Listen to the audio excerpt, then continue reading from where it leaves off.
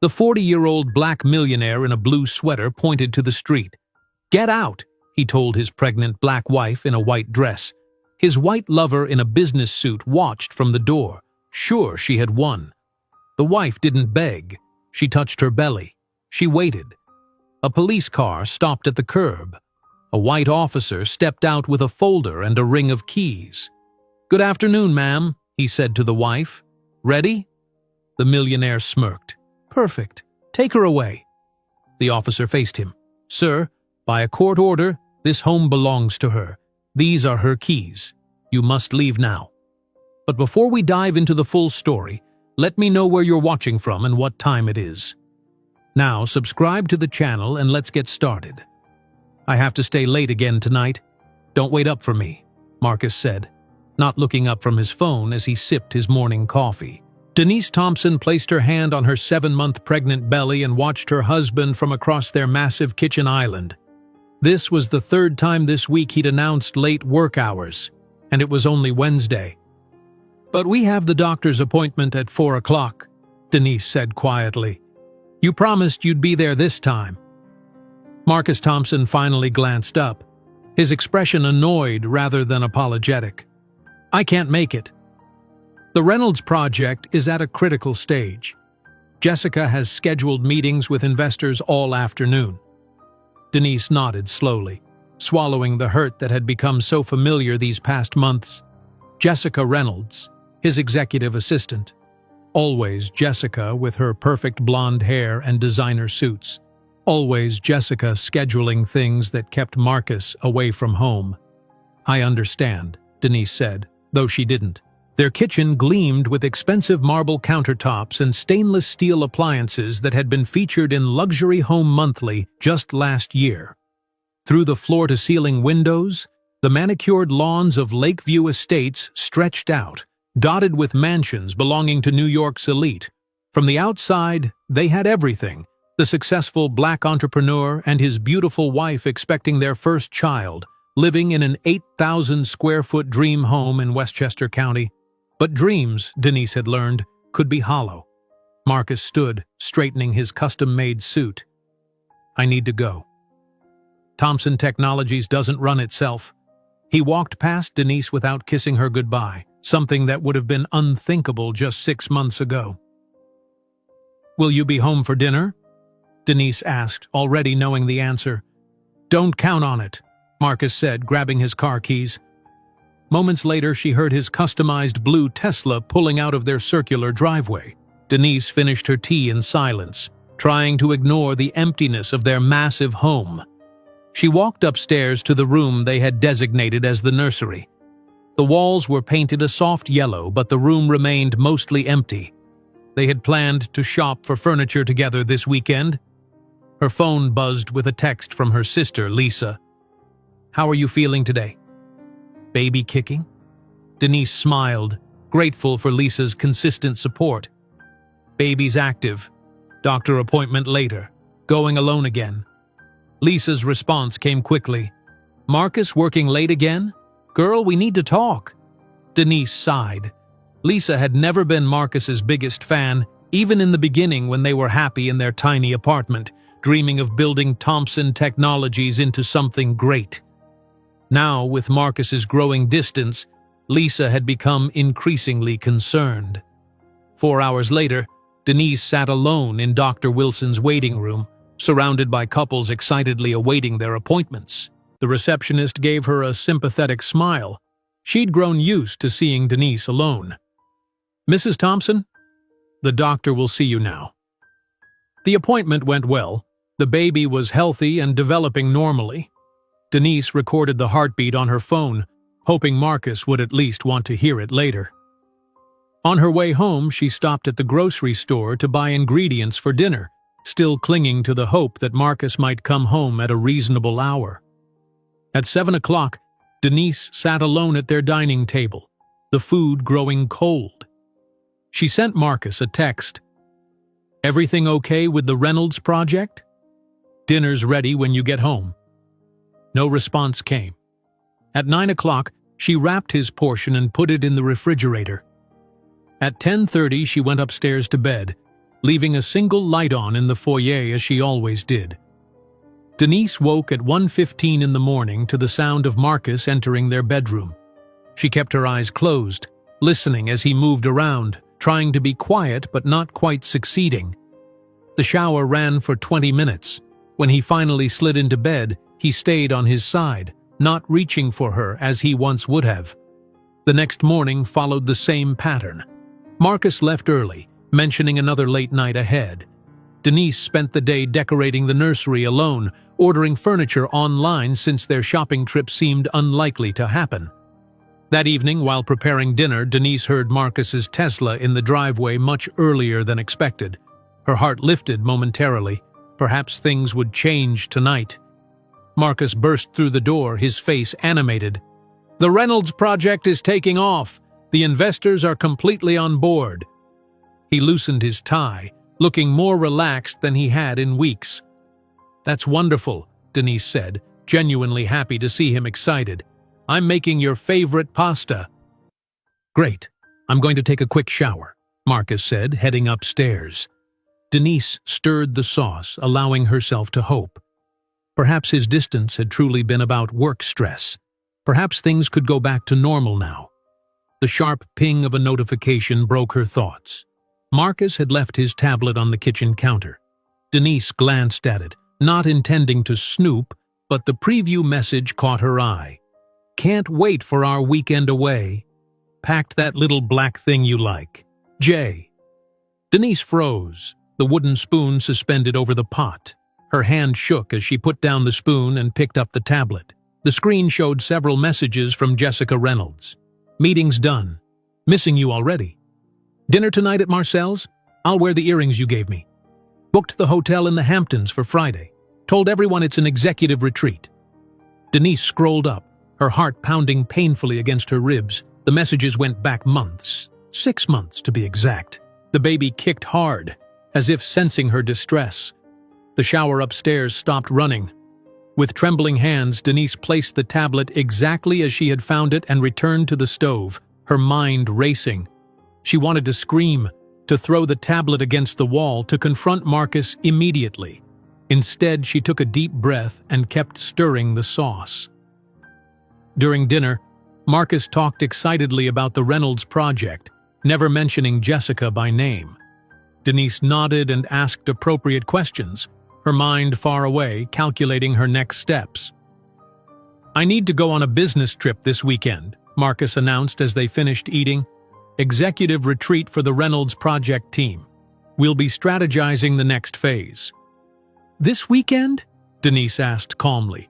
"We were supposed to finish the nursery." Marcus had the decency to look slightly guilty.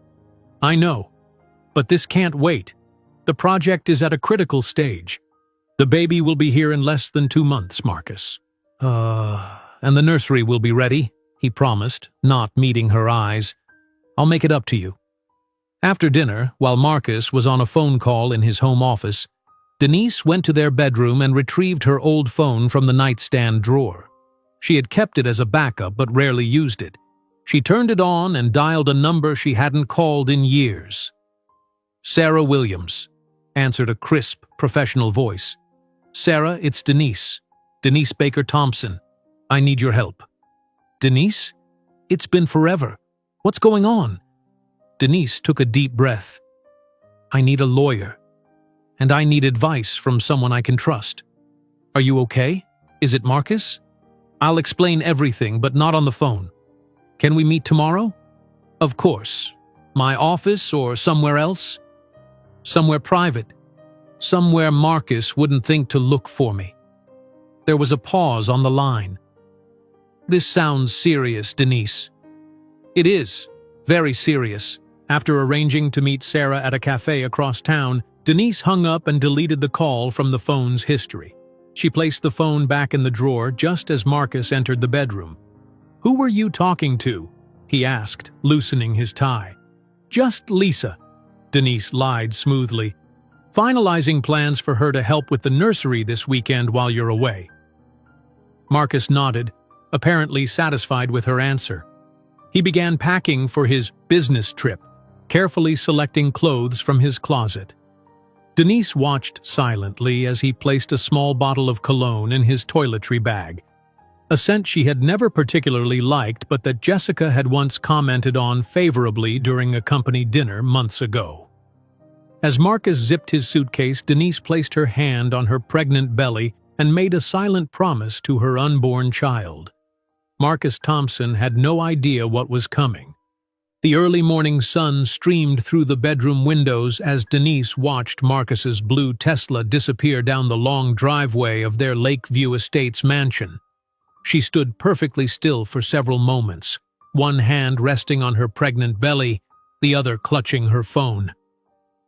As soon as the car was out of sight, Denise moved with surprising speed for someone 7 months pregnant. She showered, dressed in a simple outfit that wouldn't draw attention, and grabbed her purse. 20 minutes later, she was driving her own car, not the luxury SUV Marcus had bought her, but her old sedan she'd kept despite his protests, toward downtown. The Gold Leaf Cafe was tucked between a bookstore and a small art gallery, far from the high-end restaurants Marcus frequented. Denise arrived 15 minutes early, selecting a table in the back corner where she could see everyone who entered. When Sarah Williams walked in, Denise almost didn't recognize her. Gone was the carefree college friend she remembered.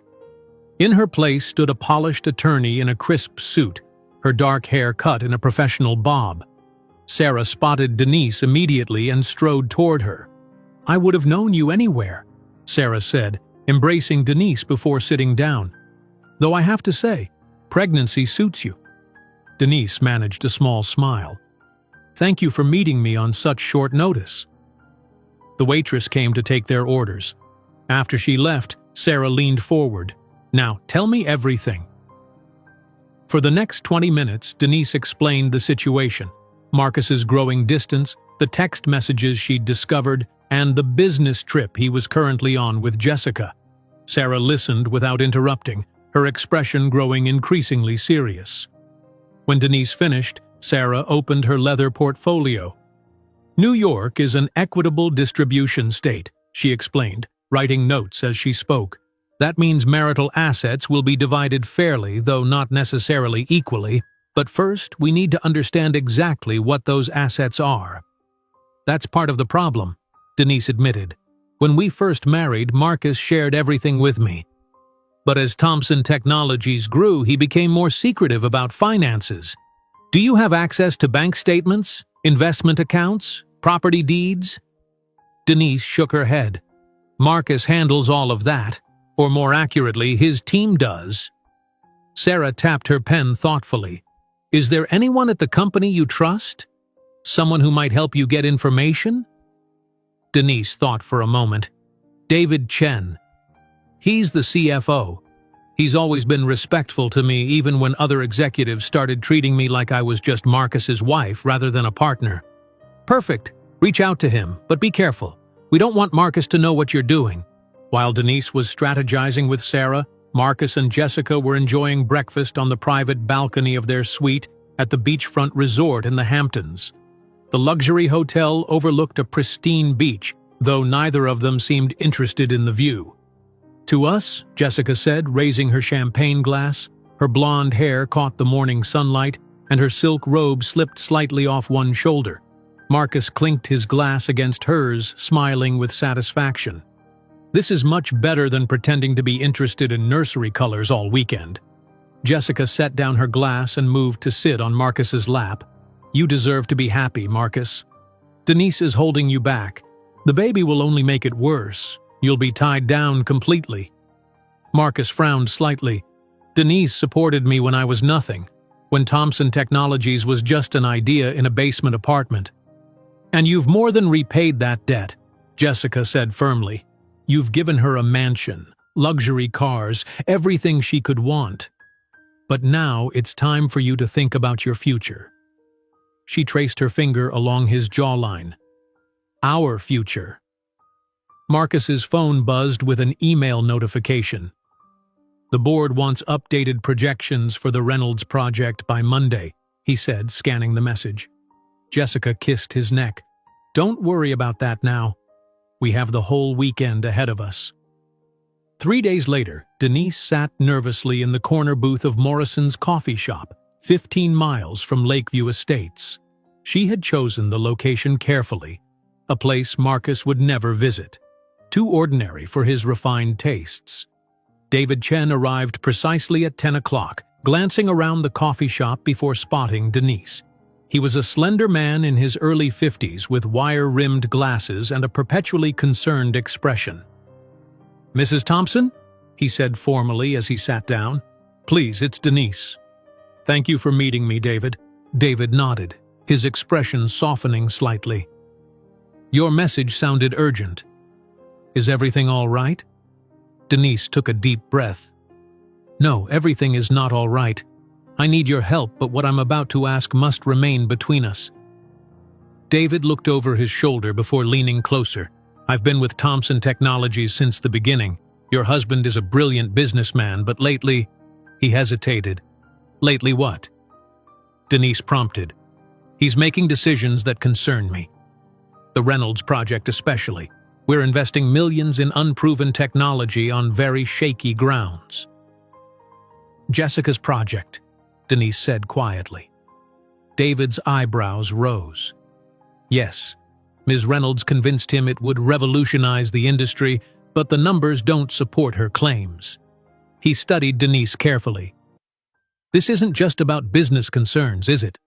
"No," Denise admitted. "Marcus is having an affair with Jessica. He's planning to leave me." David removed his glasses and rubbed his eyes. "I was afraid of that. The way they interact at the office. People are talking." "I need to protect myself and my baby," Denise said. "I need information about our finances, about the company." David was quiet for a long moment. "What you're asking could cost me my job." "I know. I wouldn't ask if I had any other option." David put his glasses back on and straightened his shoulders. 2 years ago, during that tax investigation, did Marcus tell you he transferred 60% ownership of Thompson Technologies into your name?" Denise stared at him. "What?" "No, he never mentioned anything like that. It was meant to be temporary to protect the company's assets, but he never reversed the transfer. Legally, you own the majority of Thompson Technologies." Denise felt lightheaded. "That can't be right." "I can get you copies of the documents," David said. "And there's more. The mansion in Lakeview Estates. Do you know how it was purchased?" "DeMarcus bought it when the company's value reached $100 million. He said it was his gift to us." David shook his head. "The down payment came from your inheritance, the money from your parents' estate. It's in the property records. Marcus may have made the monthly payments, but legally, that house is primarily yours." Denise's hand trembled as she reached for her coffee cup. "Why are you telling me this? Why help me against Marcus?" "Because Thompson Technologies was built on integrity," David said quietly. "Your husband has lost sight of that. The board is concerned. Several major clients are threatening to leave. The Reynolds project is draining our resources." He looked directly into Denise's eyes. "And because I remember how hard you worked alongside Marcus in the early days, you deserve better than what's happening now." When Marcus returned from the Hamptons Sunday evening, Denise greeted him with a warm smile, asking about the executive retreat. She pretended to believe his detailed lies about strategy sessions and team-building exercises, all while thinking about the documents David had promised to send her. Over the next 2 weeks, Denise maintained her role as the perfect wife while secretly building her case. She created a new email account to communicate with Sarah and David. She photographed important documents with her phone when Marcus wasn't looking. She stored copies of everything at Lisa's house. Marcus noticed nothing, too absorbed in the Reynolds project and Jessica to see the subtle changes in his wife. He continued coming home late, often smelling of Jessica's distinctive perfume. One Tuesday evening, as Denise prepared dinner, Marcus announced he needed to speak with her about something important. "What is it?" Denise asked, her heart racing. Had he discovered what she was doing? Marcus couldn't quite meet her eyes. "I think we need to talk about our future," Things haven't been right between us for a while. I've noticed, Denise said carefully. Is there something specific on your mind? Before Marcus could answer, his phone rang. He checked the screen and stood up abruptly. I need to take this. It's about the Reynolds project. As he walked into the other room, Denise moved to the window. In the fading evening light, she could see a car parked at the end of their long driveway, Jessica's silver luxury sedan. Marcus was planning to end their marriage tonight with his lover waiting nearby to drive him away. Denise placed her hand on her belly, feeling her baby kick strongly. Everything was happening faster than she'd expected. She needed to be ready. She picked up her phone and sent 2 text messages. The first was to Sarah. It's happening tonight. Be ready. The second was to Officer Michael Peterson, her friend from college who now worked for the Westchester County Police Department. Tomorrow morning, 8 o'clock, as we discussed. Through the window, Denise watched Jessica step out of her car, impatient and unable to wait in the vehicle any longer. The morning would bring a confrontation none of them were prepared for, especially Marcus. Denise barely slept that night. She lay in bed beside Marcus, listening to his steady breathing, wondering how he could sleep so peacefully when he was planning to destroy their marriage the next day. Outside, Jessica's car had eventually disappeared from the driveway after Marcus texted her that the talk would have to wait until morning. The first light of dawn was creeping through the curtains when Denise quietly got out of bed. She showered and dressed with care, choosing a simple white maternity dress that made her look both vulnerable and dignified. She packed a small bag with essential documents and placed it by the front door, out of sight but easy to reach. In the kitchen, she could hear Marcus pacing upstairs, rehearsing his speech. She made coffee and waited, her hand occasionally rubbing her belly where the baby kicked with unusual energy, as if sensing the tension in the air. At precisely 7:45 in the morning, Marcus came downstairs dressed in his signature blue cashmere sweater and designer jeans. His hair was perfectly styled, and he wore the expensive watch Denise had given him for his 38th birthday. He looked like a man prepared for an important business meeting rather than the end of his marriage.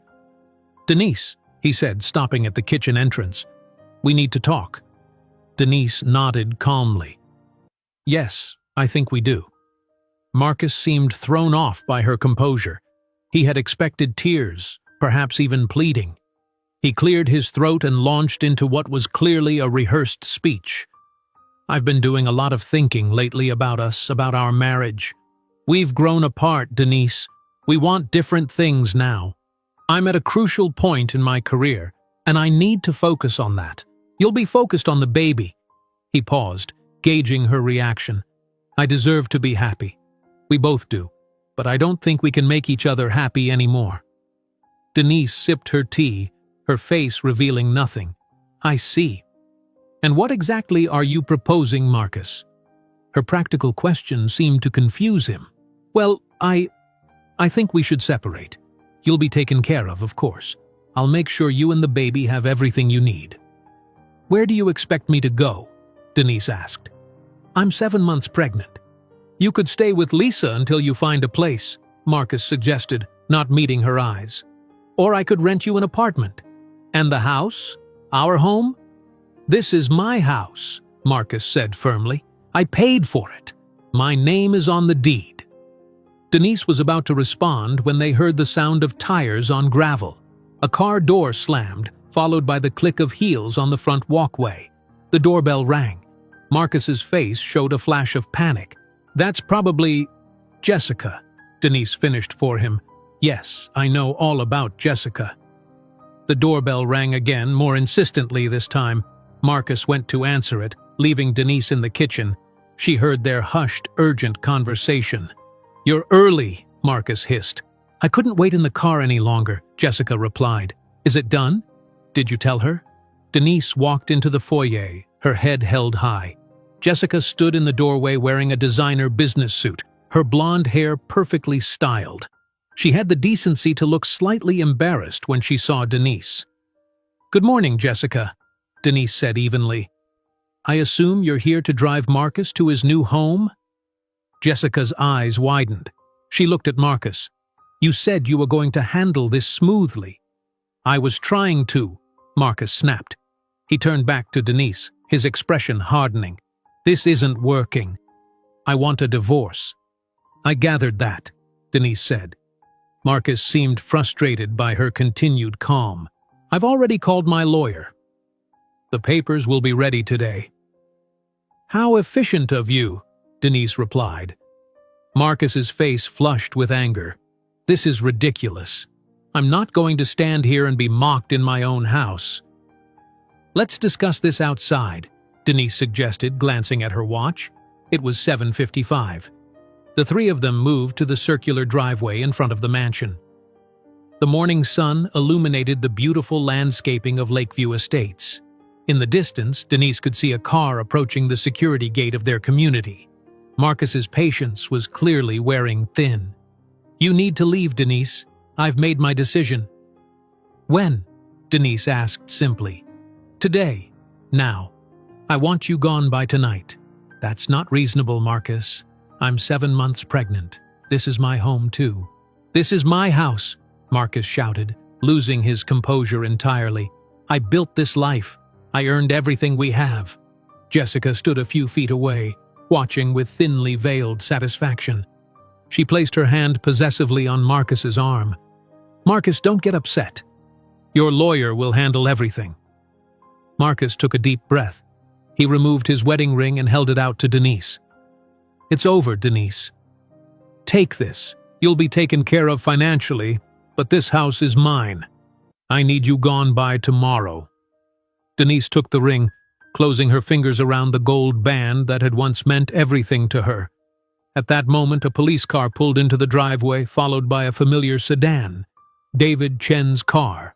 Officer Michael Peterson stepped out of the police cruiser, his expression professional. He was a tall man with a serious face and kind eyes that briefly met Denise's before focusing on Marcus. What's going on? Marcus demanded. Why is there a police officer here?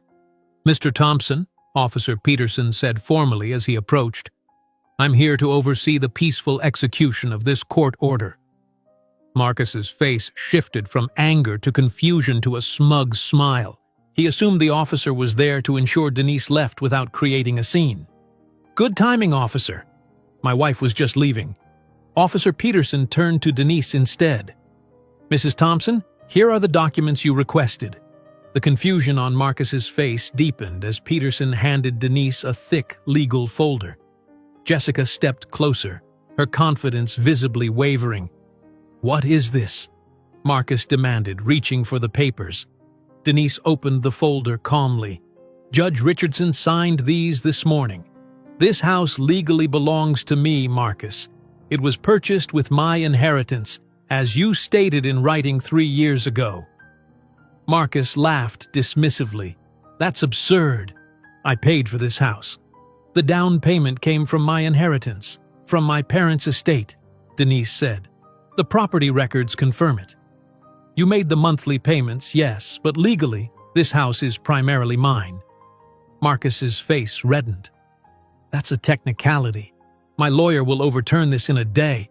Additionally, Denise continued, as the majority shareholder of Thompson Technologies, 60% according to the transfer you made 2 years ago, I've called an emergency board meeting for tomorrow morning.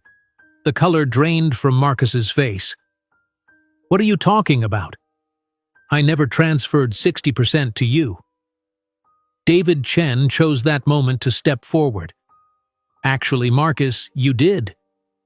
During the tax investigation 2 years ago, you transferred the majority ownership to Denise's name to protect the company's assets. You never reversed it. Marcus stared at David, the realization hitting him hard. David? What are you doing here? The board stands with Denise, David informed him, his voice steady despite his obvious discomfort. We've been concerned about your leadership for months. The Reynolds project has lost us millions. Jessica's eyes widened at the mention of the project she had convinced Marcus to invest in heavily. That's not true! The Reynolds project is revolutionary. We just need more time." "The board doesn't agree," David said simply. "They've seen the numbers." Marcus looked from David to Denise to Officer Peterson, struggling to comprehend how quickly his carefully constructed world was crumbling. "This is some kind of joke. You can't take my company. You can't take my house. They were never just yours," Denise said quietly. "That was your mistake, Marcus. You forgot that we built this life together." Officer Peterson cleared his throat. "Mr. Thompson, according to this court order, you have 1 hour to collect essential personal belongings. The premises and all contents legally belong to Mrs. Thompson." "This is insane," Marcus shouted. "Jessica, call my lawyer now." Jessica was already backing toward her car, her expression calculating. "Marcus, what's going on? You said this house was yours. What about the company?" In that moment, Marcus saw Jessica clearly for perhaps the first time, not as the passionate lover who supported his dreams, but as someone who had been attracted to his power and wealth. As those things slipped away, so did her devotion. "You have 1 hour, Mr. Thompson," Officer Peterson repeated firmly. "I suggest you use it wisely." As Marcus stood frozen in shock, Denise turned and walked back toward the house, her house, with Officer Peterson beside her and David following behind. The morning sun caught on her simple gold wedding band, which she still wore despite everything. She had planned for this moment for weeks, but there was no triumph in her heart, only a quiet determination to protect herself and her child. Behind her, she could hear Jessica's increasingly frantic questions to Marcus, and his inability to answer them. The confrontation had unfolded exactly as Denise had anticipated, but this was just the beginning. Tomorrow would bring the emergency board meeting, and with it, even more changes to the life Marcus had thought he controlled completely. Inside the mansion, Denise sat at the kitchen table with David Chen and Officer Peterson, reviewing the court documents while they waited for Marcus to gather his belongings. The sound of drawers opening and closing echoed from upstairs, punctuated by Jessica's increasingly agitated voice. "Are you sure you want to go through with the board meeting tomorrow?" David asked quietly. "It will be difficult." Denise placed her hand on her pregnant belly, feeling her baby kick. "I don't have a choice. Marcus was going to throw me out of my home while I'm 7 months pregnant. What would he do to the company if I left him in charge?" Officer Peterson checked his watch. "Mr. Thompson has 45 minutes remaining." Upstairs in the master bedroom, Marcus frantically pulled clothes from his closet while Jessica paced nervously behind him. "I don't understand how this happened," Jessica said, her voice higher than usual. "You told me you owned everything. You said Denise would have no claim to the house or the company." Marcus threw an armful of designer suits onto the bed. "It's a mistake. My lawyer will fix it tomorrow." "But how did she get those documents? And why is the board supporting her?" Jessica's eyes narrowed. "And what is this about transferring 60% ownership to her name?" "It was during that tax investigation 2 years ago," Marcus snapped. "It was just a temporary protection measure. I forgot to reverse it. My lawyer will handle it." Jessica folded her arms across her chest. "That's a pretty big thing to forget, Marcus." In the hallway, Officer Peterson cleared his throat loudly. 30 minutes remaining, Mr. Thompson." Marcus grabbed several watches from his dresser and stuffed them into his bag. "Call the Grand Plaza Hotel. Book us a suite for tonight." Jessica hesitated. "The Grand Plaza is very expensive." "So? I can afford it." "Your wife just took control of your company. Can you still afford it?" Marcus pulled out his wallet and removed his platinum credit card. "Just make the call." While Jessica stepped into the hallway to call the hotel, Marcus continued packing. He grabbed his laptop, financial documents, and the small safe from his closet containing cash and his passport. When Jessica returned, her expression was grim. "They need a credit card to hold the reservation," she said. Marcus handed her his platinum card. "Use this." Downstairs, David's phone buzzed with a text message. He glanced at it, then showed it to Denise. "The board members are all confirmed for 8 o'clock tomorrow morning," he said. "Eleanor Winters wants to speak with you privately before the meeting." Denise nodded. "Eleanor never liked me. She always saw me as Marcus's trophy wife." "She respects business acumen," David assured her. "Once she sees your plans for the company, she'll change her mind." A sudden shout from upstairs made them all look up. "What do you mean it's declined?" Marcus yelled. "Try it again." Jessica's voice was too quiet to hear clearly, but she sounded frustrated. "Try the gold card, then," Marcus shouted. Officer Peterson stood up. "I should check on the situation." A few moments later, Marcus stormed down the stairs with Jessica following behind him. His face was flushed with anger. "What did you do to my credit cards?" he demanded, glaring at Denise. "I didn't do anything," Denise replied calmly. "But Sarah Williams contacted the credit card companies this morning. Those accounts were opened during our marriage, which makes them marital assets. They've been temporarily frozen pending the divorce proceedings." Marcus looked like he might explode. "You can't do this. I need access to my money." "You'll need to speak with Sarah about establishing temporary accounts," Denise said. "Her number is in the documents Officer Peterson gave you." Jessica tugged at Marcus's arm. "Marcus, we need to go. We can stay at my apartment tonight." The look of disgust that flashed across Marcus's face was brief but unmistakable. He had never seen Jessica's apartment. Their relationship had been conducted in luxury hotels and his office after hours. "Fine," he said through clenched teeth. He turned to Denise one last time. "This isn't over. I built this company from nothing. No one is going to take it from me." "You have 15 minutes remaining to collect your belongings," Officer Peterson reminded him. As Marcus stormed back upstairs, Jessica lingered for a moment, staring at Denise with a mixture of anger and curiosity. "You won't get away with this," she said, but her voice lacked conviction. "I'm not trying to get away with anything," Denise replied. "I'm protecting what's legally mine." Jessica's phone rang. She glanced at the screen and her face paled slightly. "I have to take this." She stepped outside to answer the call. David leaned closer to Denise. "That's probably Richard Vertex from Vertex Systems. He's the main investor in the Reynolds project. He's been trying to reach Marcus for days about the missing progress reports." 15 minutes later, Marcus and Jessica loaded the last of his hastily packed bags into her silver sedan. Officer Peterson stood on the front steps of the mansion, watching to ensure there were no further issues. "I'll have my lawyer contact yours," Marcus said coldly to Denise, who had come outside to see them off. "That would be appropriate," Denise agreed. As Jessica started the car, Denise noticed her expression, tense and calculating, with none of the smugness from earlier that morning. The woman who had been so eager to take Denise's place now faced the reality of what that actually meant. After they drove away, David placed a supportive hand on Denise's shoulder. "Are you all right?" Denise took a deep breath. "I will be. We have work to do." For the next several hours, Denise and David prepared for the emergency board meeting. They set up in Marcus's home office, now her office, spreading financial reports and company documents across the large mahogany desk. "The Reynolds project is worse than I thought," David said, reviewing the latest figures. "We've invested $15 million with virtually no return.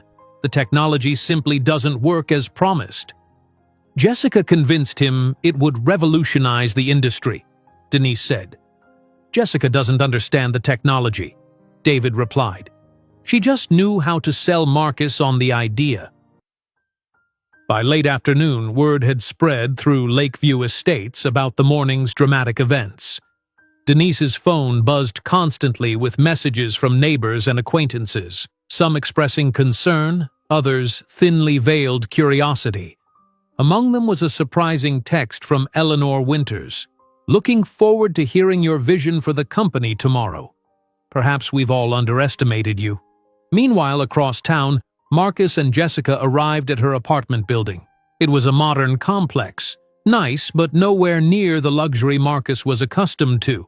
The valet parking attendant didn't recognize him, and there was no doorman to greet them. Jessica's apartment was on the 10th floor, a one-bedroom unit with IKEA furniture and framed posters on the walls. Marcus looked around with poorly concealed disappointment. "It's just temporary," Jessica said defensively, "until your lawyer sorts this out." Marcus tried to pour himself a drink, only to discover Jessica's bar consisted of a half-empty bottle of vodka and some old wine. "I need to make some calls," he said, pulling out his phone. Over the next hour, Marcus called everyone he could think of who might help. His lawyer, business associates, friends. Each conversation left him more frustrated than the last. His lawyer explained that Denise's legal position was surprisingly strong. Business associates were suddenly in meetings or about to board flights. Friends were uncomfortably vague about when they could meet. Jessica's phone, in contrast, wouldn't stop ringing. She stepped onto her small balcony to take the calls, speaking in hushed tones. When she came back inside, Marcus was sitting on the couch, staring at his phone. "Who keeps calling you?" he asked. "Work stuff," Jessica said vaguely. "The Reynolds Project investors have questions." "Tell them to call me," Marcus said. "I'm still CEO." Jessica didn't meet his eyes. Actually, they know about the ownership transfer. They're concerned about the project's future. Marcus's face hardened. "They're calling you instead of me. You're just my assistant." The moment the words left his mouth, something changed in Jessica's expression. The devoted girlfriend disappeared, replaced by something colder and more calculating. "Just your assistant?" she repeated. "I'm the one who brought in the Reynolds Project. I'm the one who convinced the investors to put in $15 million. A project that's failing," Marcus pointed out. "It's not failing. It just needs more time and money." Marcus laughed bitterly. "Well, I don't have either of those things right now, thanks to my wife." Jessica sat down across from him, her back straight. "What's the plan, Marcus? How are you going to fix this?" "My lawyer will handle it. This is just temporary." "And if it's not? What if Denise really does control the company now? What if she keeps the house?" The question hung in the air between them. For the first time, Marcus faced the possibility that he might not win this battle, that the empire he had built could actually be lost. "I need to get ready for the board meeting tomorrow," he said finally. "I need to shower." "Towels are in the hallway closet," Jessica said, her tone businesslike. "I need to go out for a bit. There are some things I need to take care of." As Jessica grabbed her purse and headed for the door, Marcus realized she hadn't asked if he needed anything. The woman who had been so attentive, so adoring just 24 hours ago was already pulling away. Back at the mansion, Denise stood by the window of what had been her nursery, looking out at the garden below. David had gone home to change before returning to help her prepare for tomorrow. For the first time all day, she was alone. Placing both hands on her belly, she felt her baby kick strongly. "It's just you and me now," she whispered, "but we're going to be okay." Tomorrow would bring the next challenge, facing the board of Thompson Technologies as its majority owner, rather than simply as Marcus Thompson's wife. But tonight, in the quiet of her home, Denise allowed herself a moment of peace. Not victory, not celebration, but simply the quiet knowledge that she had stood up for herself when it mattered most. The morning sun reflected off the glass facade of Thompson Technologies headquarters as Denise's car pulled into the executive parking space, Marcus's space. David Chen waited for her at the entrance, his expression a mixture of concern and determination. "Are you ready for this?" he asked, holding the door open. Denise smoothed the front of her navy blue maternity suit and took a deep breath. "As ready as I'll ever be." The moment Denise entered the building, she felt the stares. Employees who usually barely acknowledged her now watched with undisguised interest as she walked through the lobby with David. Some nodded respectfully, others quickly looked away, but everyone noticed her. "The board is already gathering in the main conference room," David said quietly. "Marcus arrived 5 minutes ago." And Jessica? She came with him. Security informed her that she's not authorized to attend the meeting. She wasn't happy about it. The executive floor was eerily quiet as they approached the conference room. Through the glass walls, Denise could see the board members seated around the large table. Marcus sat at the far end, his usual seat at the head now conspicuously empty. Even from a distance, Denise could tell he hadn't slept well. His normally immaculate appearance was noticeably disheveled. His shirt slightly wrinkled, his eyes red-rimmed. "Mrs. Thompson," Eleanor Winters said, rising as Denise entered. Eleanor was in her 60s, with steel gray hair and the sharp eyes of someone who had succeeded in business when women weren't welcome. "We appreciate you calling this emergency meeting." Marcus stood abruptly. "This meeting is unnecessary. There's been a misunderstanding regarding company ownership that my lawyer is resolving today." "Please sit down, Marcus," Eleanor said firmly. "The board has reviewed the legal documents." "There's no misunderstanding." Denise took her seat at the head of the table, placing her folder of documents directly in front of her. David sat to her right, passing her a glass of water. "Thank you all for coming on such short notice," Denise began, her voice steadier than she felt. "I know this situation is unusual." "Unusual?" Marcus interrupted. "It's absurd. This is a temporary legal technicality. Denise is trying to use our marital issues to take control of my company." "Our company," Denise corrected quietly. "And this meeting isn't about our marriage. It's about the future of Thompson Technologies." Outside in the waiting area, Jessica paced angrily, visible through the glass walls. A security guard stood nearby, making it clear she couldn't enter. "I've asked David to present the current financial situation," Denise continued, nodding to David. David stood and distributed reports to each board member. "As you can see on page 3, the company's financial performance has declined significantly over the past 6 months. The primary reason is the Reynolds Project." Marcus leaned forward. "The Reynolds Project is innovative and forward-thinking. All new technologies require investment before they show returns." $15 million with zero returns isn't investment, it's mismanagement, David replied, his voice firm but professional. For the next 20 minutes, David outlined exactly how the Reynolds Project had drained company resources while failing to produce any viable results. The board members' expressions grew increasingly concerned as they reviewed the numbers. "Why weren't we informed about these losses?" asked Robert Johnson, the oldest board member. "I instructed David not to alarm the board prematurely," Marcus said. "The project just needs more time." "More time and more money," Denise added. "Money the company doesn't have if we continue down this path." Eleanor Winters, who had remained mostly silent, finally spoke. "I received a call yesterday from James Blackwell at Meridian Systems. They're considering pulling their contract with us, a contract worth $20 million annually." Marcus looked genuinely shocked. "What? Why would they do that?" "According to James, you've missed 3 meetings with them in the past month. Each time you sent Jessica Reynolds in your place, who was unable to answer their technical questions." Eleanor's gaze was piercing. James said, and I quote, "Marcus seems more interested in his assistant than in maintaining our business relationship." The room fell silent. Through the glass walls, they could see Jessica now on her phone, gesturing animatedly as she spoke. "I've prepared a proposal for moving forward," Denise said, breaking the uncomfortable silence. She distributed a second document to each board member. "This outlines a plan to salvage what we can from the Reynolds Project while refocusing our efforts on our core sustainable technology initiatives, the vision that built this company in the first place." The board members began reviewing her proposal.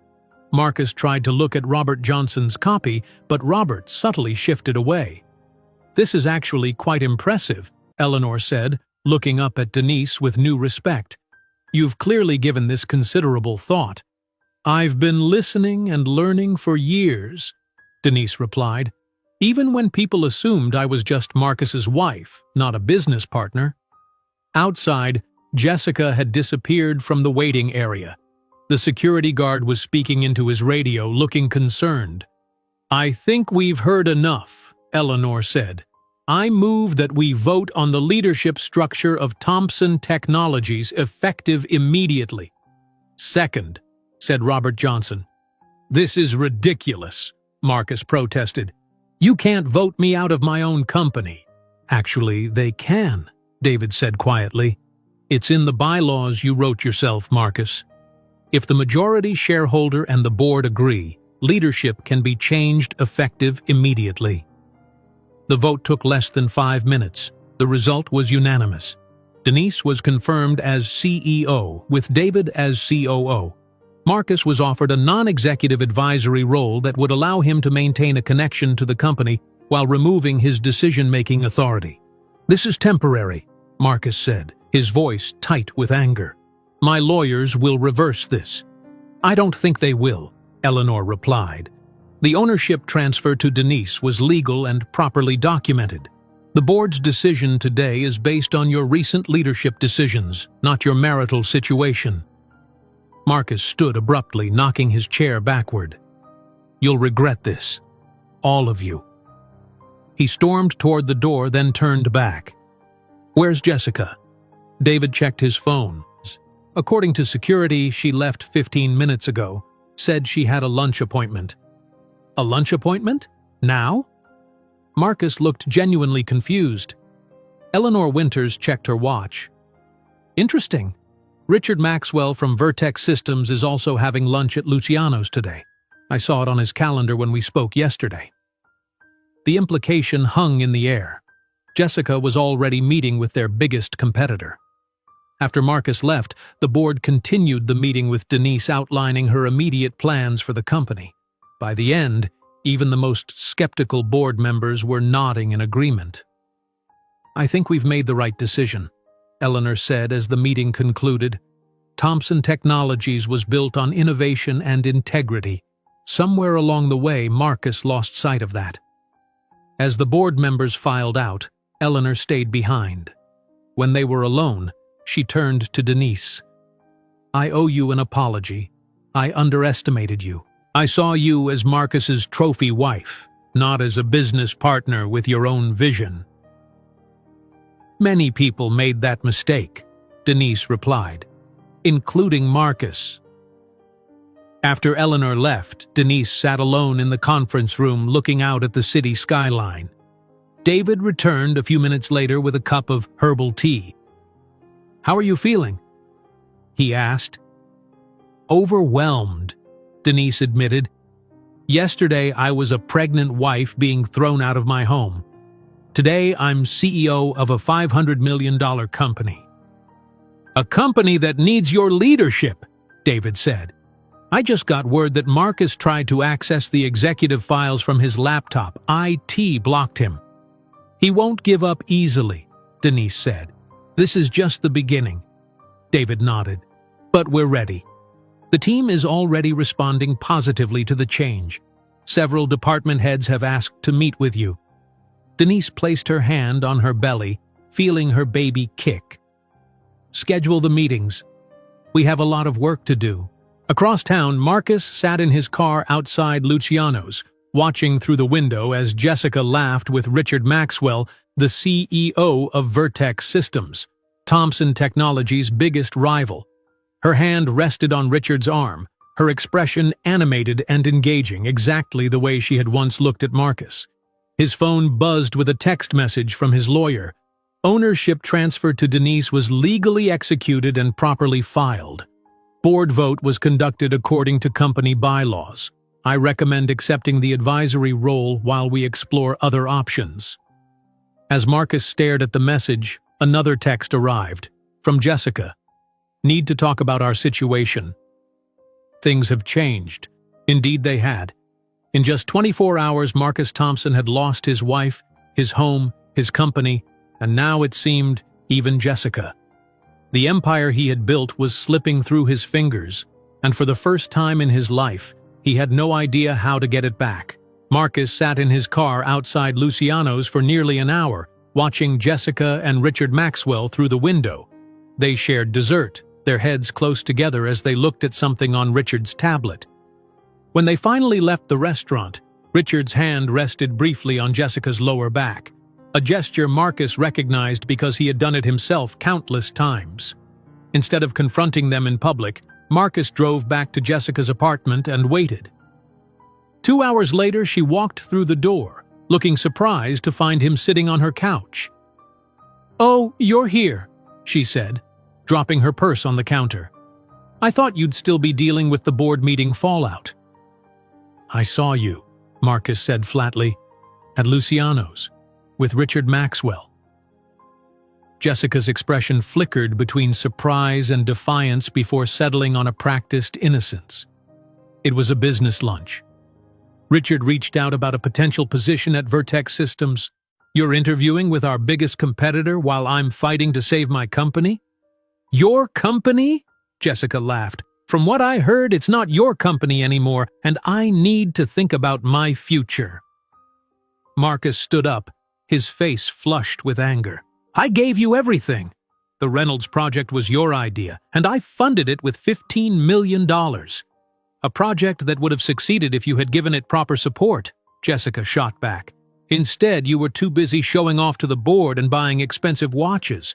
For the first time, Marcus saw Jessica clearly, not as the adoring assistant who believed in him, but as someone who had been using him for her own advancement.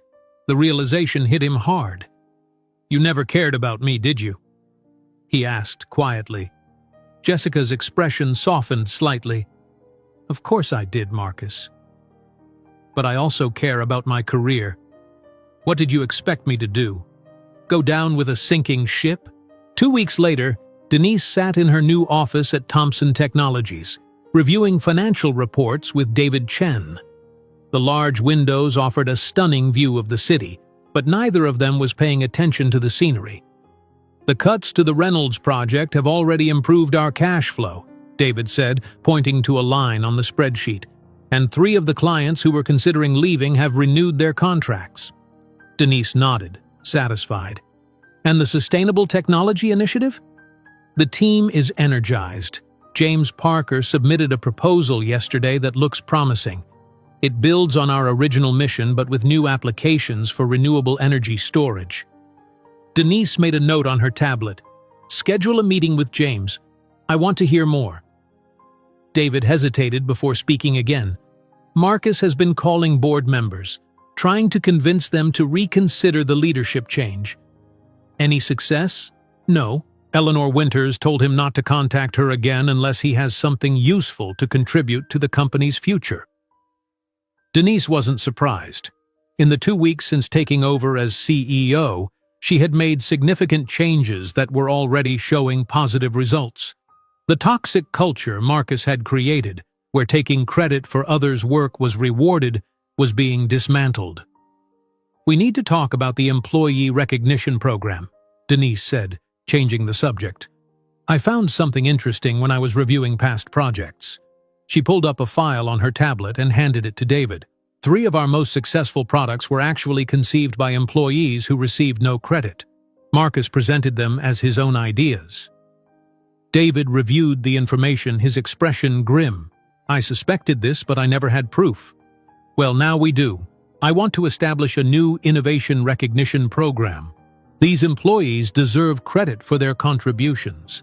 Later that afternoon, Denise met with Samantha Rivera, a quiet engineer who had designed the energy-efficient cooling system that had become one of Thomson Technologies' most profitable products.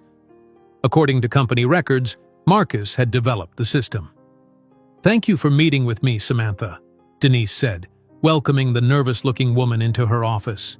"Of course, Mrs. Thompson. I was surprised to get your invitation."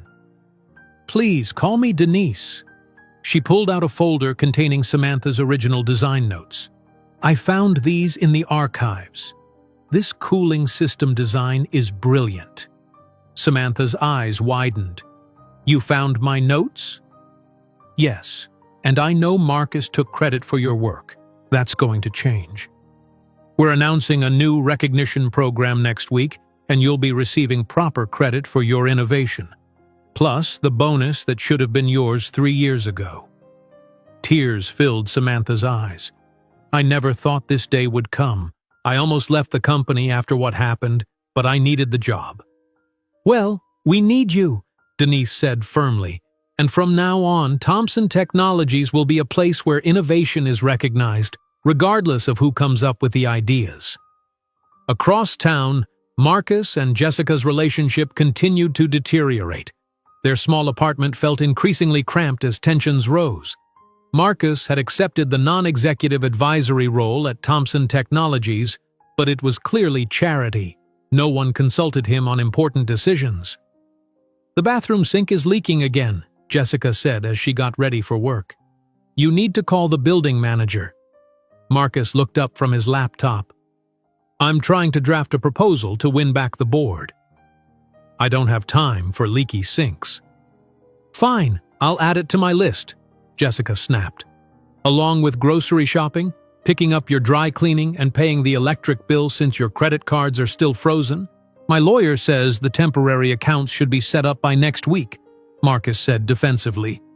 "We've been hearing that for 2 weeks." Jessica checked her appearance in the mirror one last time. "I have a breakfast meeting. Don't wait up."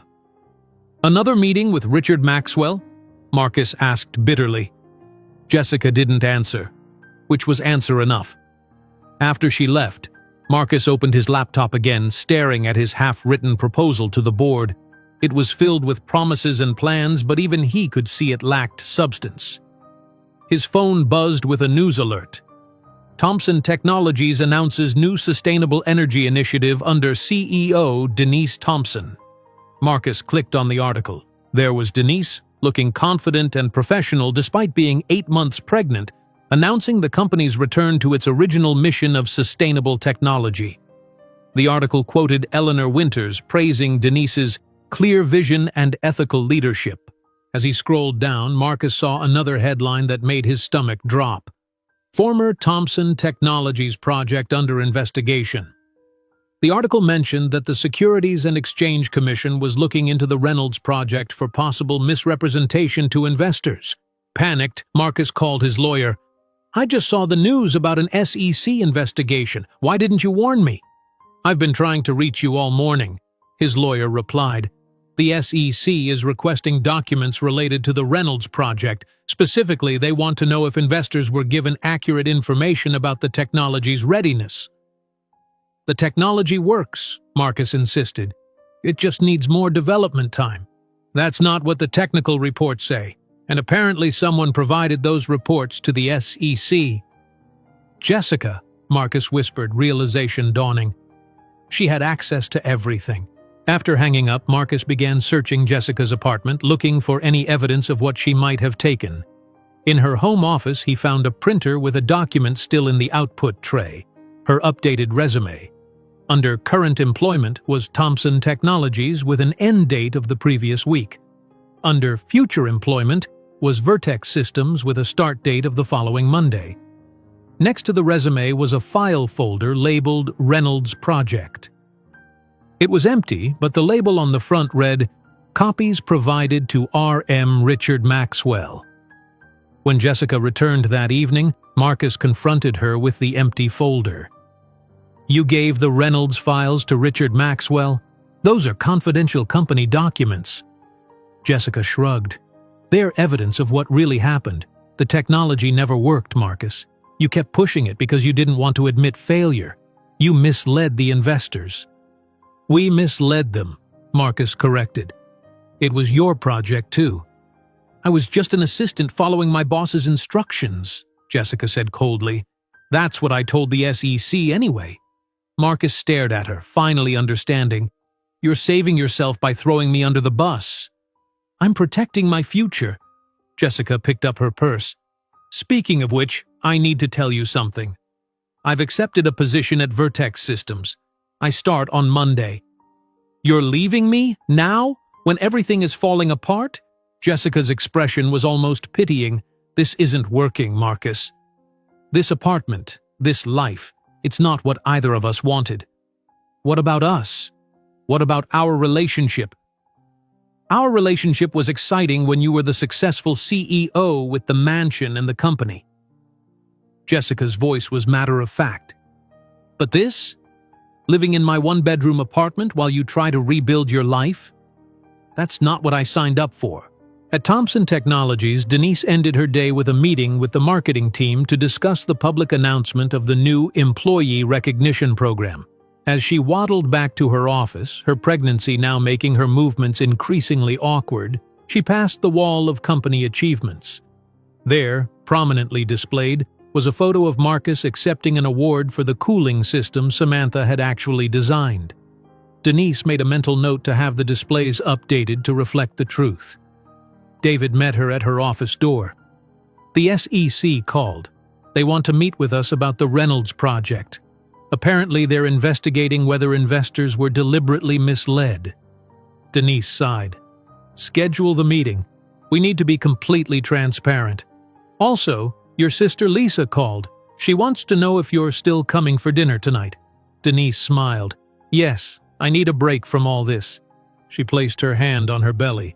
The baby has been kicking all day. I think he or she is as restless as I am. As Denise gathered her things to leave, her phone buzzed with a text from an unknown number. We need to talk. It's important. Marcus. She stared at the message for a long moment before putting her phone away without responding. Whatever Marcus wanted would have to wait. She had a company to run and a baby to prepare for. Marcus Thompson was no longer her priority. A month had passed since Denise ignored Marcus's text message. Now entering her 9th month of pregnancy, she had settled into her role as CEO of Thomson Technologies with remarkable confidence. The morning sun streamed through the windows of her office as she reviewed the latest company reports with satisfaction.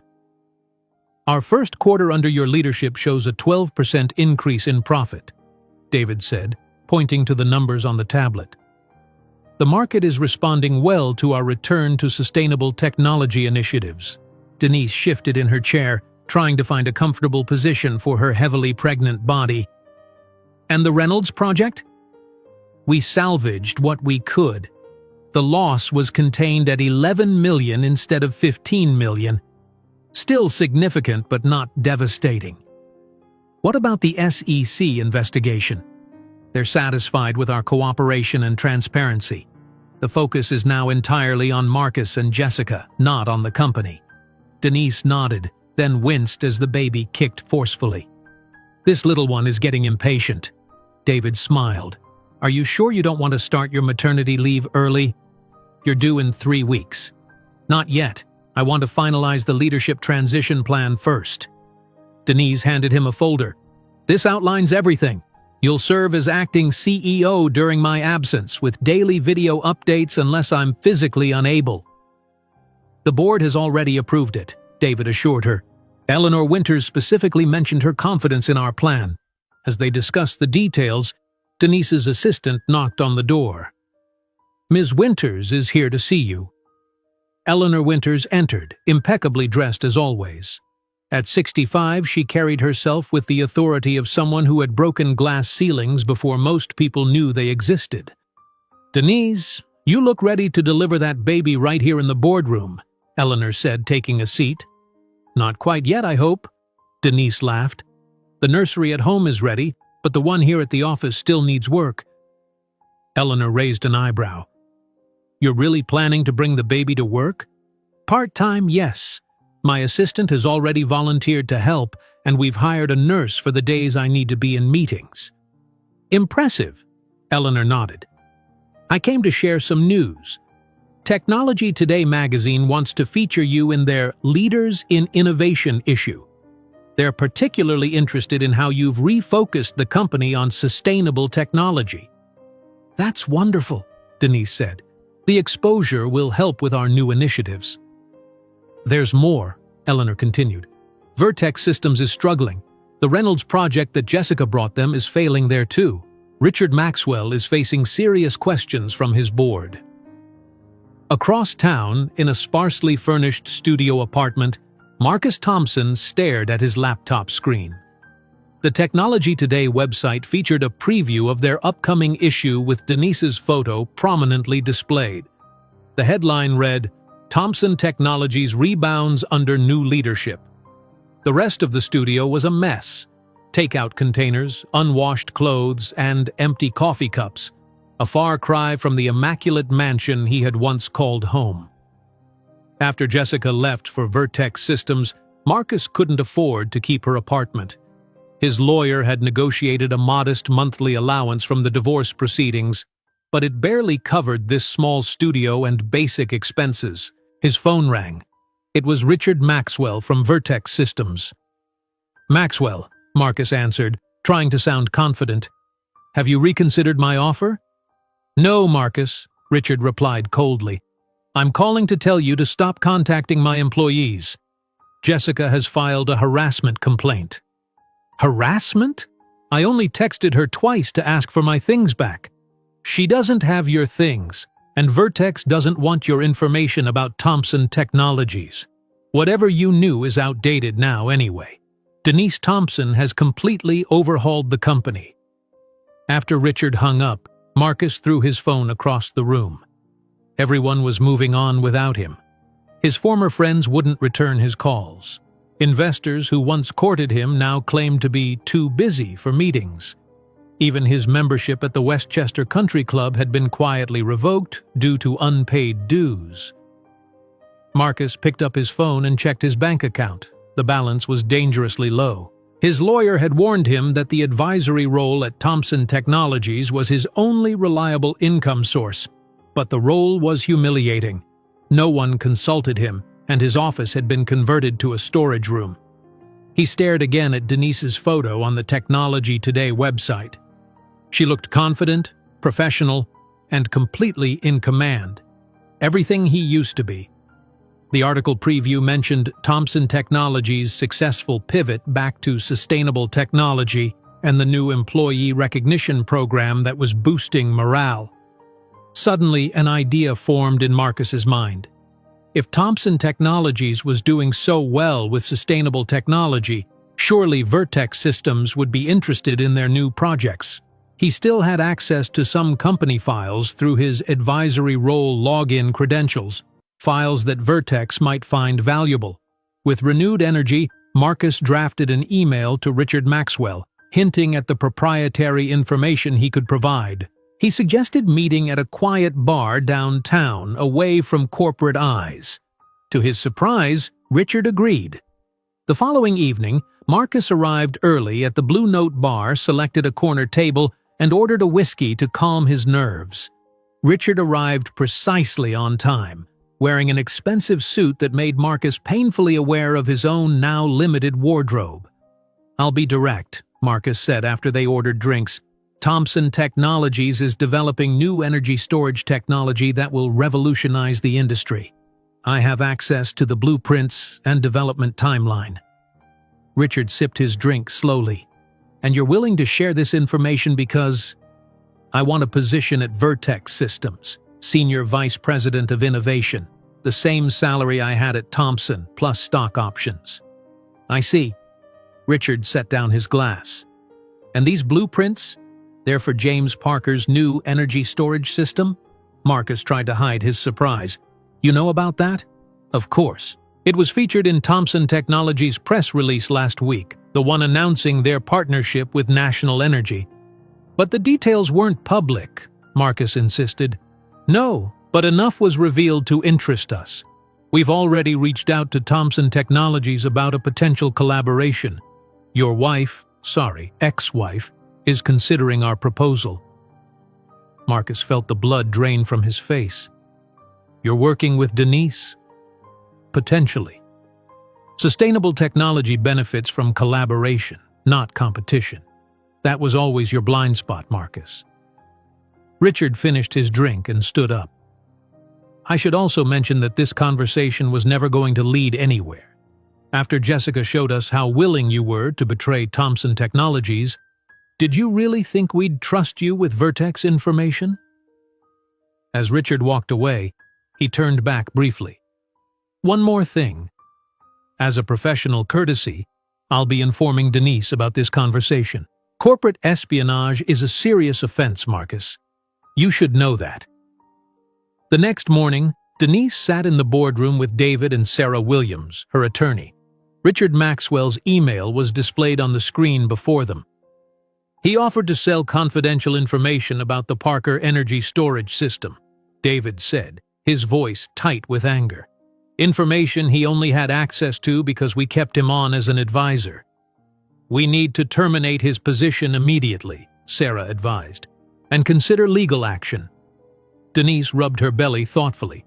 What exactly did Richard say? He said Marcus offered specific blueprints and development timelines in exchange for a senior position at Vertex.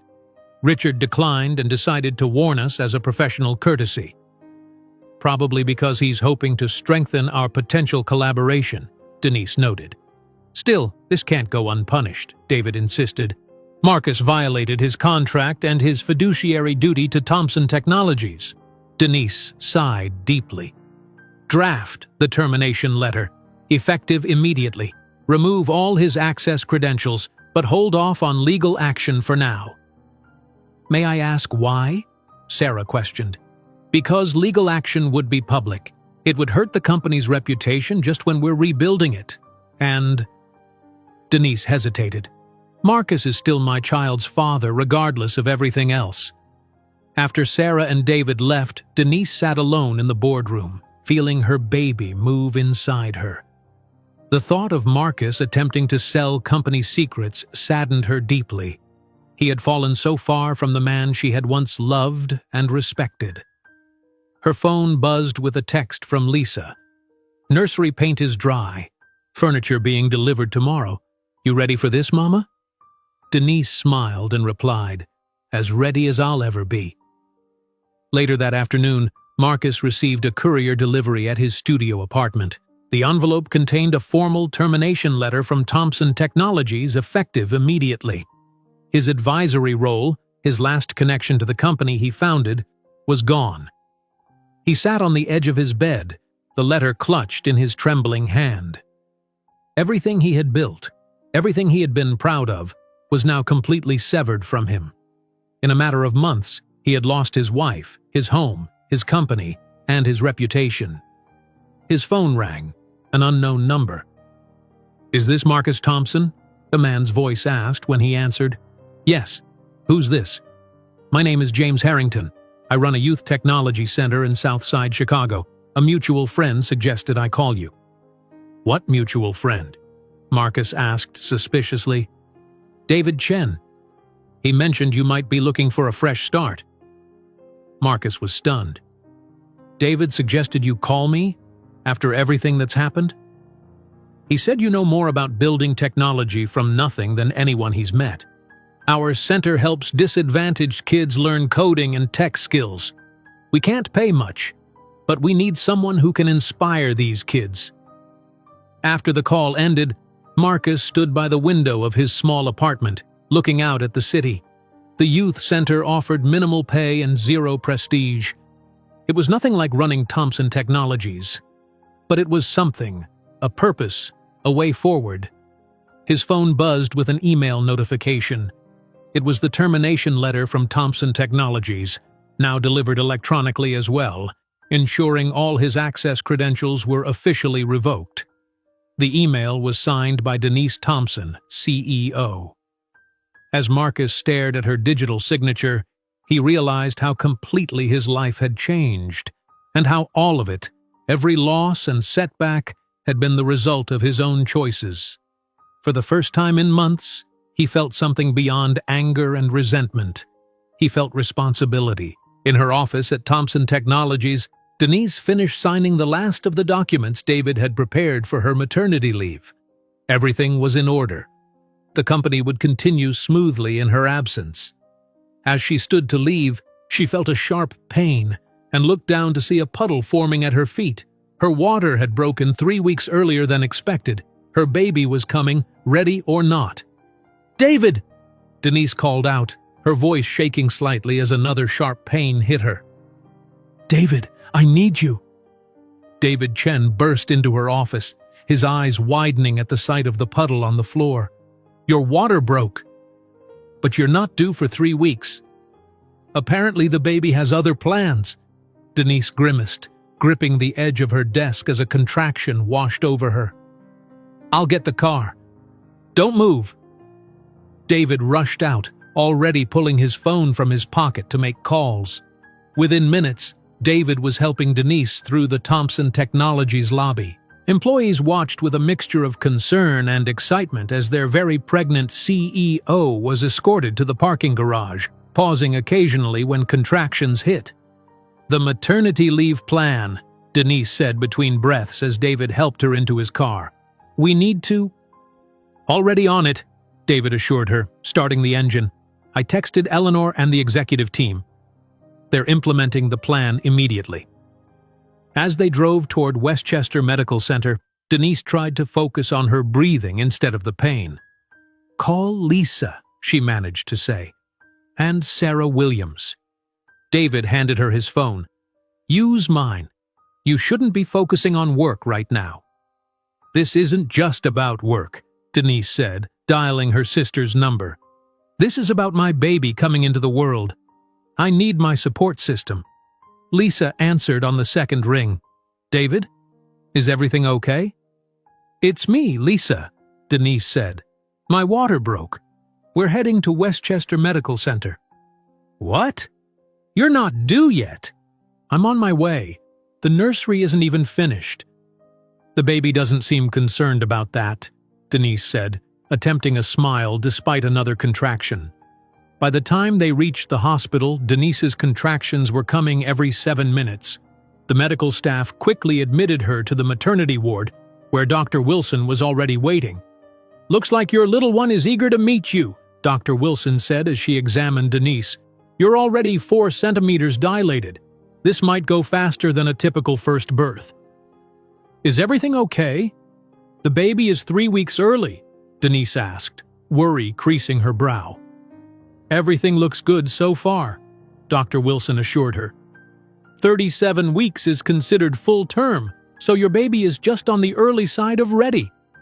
As the nurses prepared Denise for delivery, she gripped her phone tightly, sending last-minute instructions to her assistant about pending contracts. "Mrs. Thompson," a nurse said gently, "we need you to focus on your delivery now. It's time to put the phone away."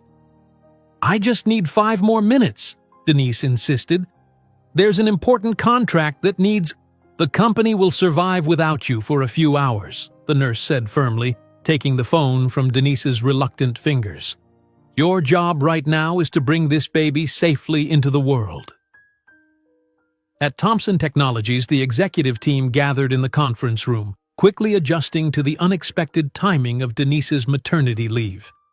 "The Parker Energy Storage presentation to investors is scheduled for tomorrow," Eleanor Winters said, reviewing the calendar. "Who's prepared to handle it?" "I am," James Parker himself said. "Denise and I went through all the materials yesterday. I can lead the presentation." "Good," Eleanor nodded.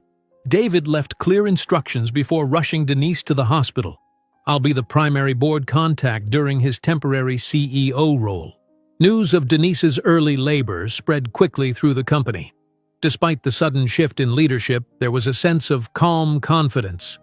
In just a few months, Denise had created a company culture that could function smoothly even in her absence. Across town, Marcus Thompson was meeting with his new landlord, signing the lease on an even smaller apartment to further reduce his expenses. His phone rang, a former colleague from Thompson Technologies. "Marcus, thought you'd want to know. Denise went into labor. She's at Westchester Medical Center." Marcus froze, pen hovering over the lease. "She's not due for 3 weeks. Baby had other plans, I guess.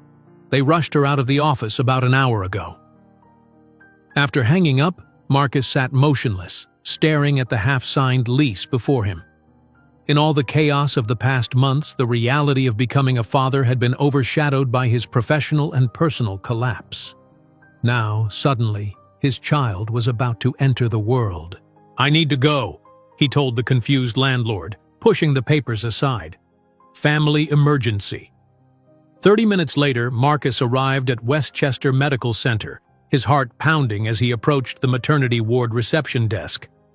"I'm here for Denise Thompson," he said to the receptionist. "I'm her husband." He caught himself. "Her baby's father." The receptionist checked her computer, then looked up with an apologetic expression.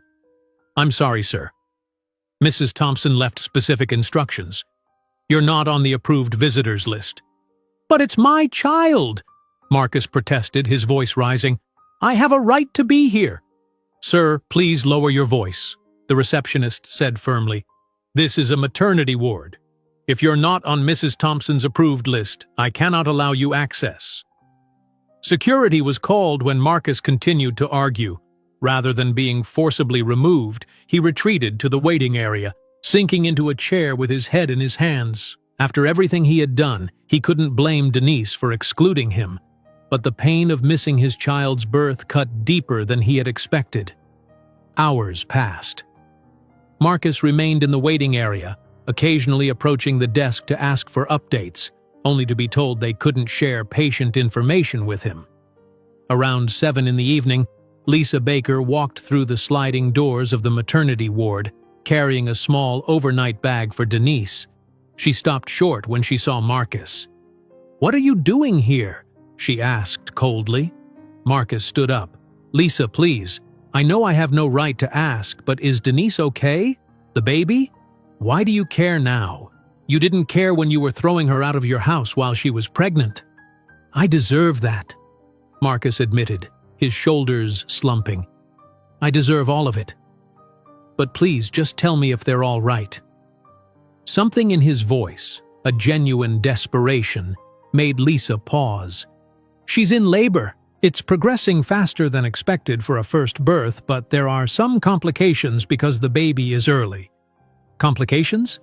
What kind of complications?" "The doctor is concerned about the baby's oxygen levels. They're monitoring closely." Lisa adjusted the bag on her shoulder. "I need to get in there. She needs these things." As Lisa turned to leave, Marcus called after her. "Lisa, wait! Is there any chance? Could you ask Denise if I could see the baby? Just once. I won't bother her, I promise." Lisa studied him for a long moment. "The cafeteria is on the second floor. I'll find you there after I check on Denise." The hospital cafeteria was nearly empty when Lisa found Marcus an hour later. He sat alone at a corner table, an untouched cup of coffee before him. "Denise is still in labor," Lisa said, sitting across from him. "It's taking longer than they expected now." "Is she okay?" Marcus asked. "She's tired, scared, doing this without the father of her child." Marcus flinched at her words. "I know I've made terrible mistakes, Lisa. More than I can ever fix." "Then why are you here? What do you want?" "I want..." Marcus struggled to find the words. "I want to see my child. I want Denise to know that despite everything I've done, I care about our baby." Lisa leaned forward. "Do you?" "Because caring about someone means putting their needs before your own. When have you ever done that?" The question hung between them. For the first time, Marcus truly listened instead of thinking about his response. He saw in Lisa's eyes not just anger at him, but fierce protection for her sister. "Never," he finally admitted. "I always put myself first. My success, my comfort, my ego." "Exactly." Lisa stood up. "I'll tell Denise you're here. That's all I can promise." After another 3 hours of waiting, a nurse approached Marcus in the cafeteria where he had remained, unable to leave despite having no news. "Mr. Thompson?" "Mrs. Baker asked me to tell you that your daughter has been born. Emma Grace Thompson, 5 pounds 3 ounces. Both mother and baby are doing well now, though it was a difficult delivery." "A daughter?" Marcus whispered, tears filling his eyes. "I have a daughter." "Mrs. Baker also said to tell you that Mrs. Thompson is sleeping now, and no visitors are allowed until morning." Marcus nodded, understanding the message. He walked to the hospital gift shop, which was about to close. "Do you have any stuffed animals?" he asked the tired cashier. "Just this teddy bear," she replied, pointing to a small brown bear on a shelf. Marcus bought the bear and asked for paper and a pen. Sitting on a bench outside the maternity ward, he wrote and rewrote a note several times before finally being satisfied. "Could you make sure Mrs. Thompson gets this when she wakes up?" he asked the night nurse, handing her the bear with the note attached. "It's for my daughter." The nurse, seeing the emotion in his face, nodded kindly. "I'll put it right by her bed." At 3 in the morning, Denise woke in her hospital room, exhausted but needing to check on her baby. The nurse brought Emma to her, a tiny bundle with a surprising amount of dark hair. "She's perfect," Denise whispered, counting fingers and toes for the 10th time. "You had a visitor while you were sleeping," the nurse said gently. "He left this." She handed Denise the small teddy bear. Denise read the note attached to the bear. "To Emma Grace, I don't deserve to be in your life after what I've done, but I want you to know that your existence has already made the world better. I hope someday I might earn the right to know you. Your father, Marcus." Tears filled Denise's eyes as she held her daughter close. The note contained no excuses, no demands, no manipulation, just a simple acknowledgement of his mistakes and a hope for redemption. As morning light filled the hospital room, Denise Thompson held her newborn daughter in the crook of her arm while making a video call to David and the executive team. Baby Emma slept peacefully, unaware that she was attending her first Thompson Technologies meeting at less than 12 hours old. "She's beautiful, Denise," Eleanor Winters said, her usually stern face softening at the sight of the baby. "Thank you," Denise smiled tiredly. "The doctor says we can go home tomorrow if everything continues to look good." "The company is fine," David assured her. "Focus on Emma and yourself." After ending the call, Denise looked down at her daughter, then at the small teddy bear sitting on her bedside table. She hadn't told anyone about Marcus's visit or his note. That was a decision for another day when she wasn't overwhelmed by new motherhood and the aftermath of a difficult delivery. Outside the hospital, Marcus sat in his car, unable to bring himself to drive away just yet. He had no right to be there, no claim to make on Denise or their daughter. Yet something had changed in him during those long hours of waiting, a realization that some things were more important than his wounded pride or lost status. For the first time in months, he wasn't thinking about what he had lost. He was thinking about what Emma Grace Thompson deserved, and how he might become someone worthy of being her father. 3 months had passed since Emma Grace Thompson entered the world. The early spring sunshine streamed through the windows of Denise's office at Thompson Technologies, where a new addition had been installed, a fully equipped nursery in the adjoining room. Denise sat at her desk, reviewing quarterly reports while occasionally glancing at the baby monitor showing Emma sleeping peacefully in her crib. The door opened quietly as her assistant, Michelle, peeked in. "The Parker team is ready for you in conference room 2, Michelle whispered, careful not to disturb the sleeping baby. "Thank you. I just finished feeding Emma, so she should sleep for at least an hour," Denise said, standing and smoothing her dress. "If she wakes up before I'm back—" "I know the drill," Michelle smiled. "I'll bring her to you. Or if it's just a diaper change, I can handle it." Denise nodded gratefully. The arrangement was working better than she had dared hope. The special nursery adjacent to her office allowed her to nurse Emma between meetings and keep her close during the workday. For board meetings and important client presentations, Michelle or the part-time nurse they'd hired would care for Emma. In conference room 2, James Parker and his team presented the latest developments in their energy storage technology. The project had progressed rapidly under Denise's leadership, already attracting attention from major energy companies. "The prototype exceeded our efficiency projections by 14%, James reported proudly. "At this rate, we'll be ready for commercial testing by the end of summer." "Excellent work," Denise said. "Has the patent application been filed?" "Last week. Legal says we should have approval within 6 months." As the meeting concluded, Eleanor Winters pulled Denise aside. "That baby has done nothing to slow you down, has she?"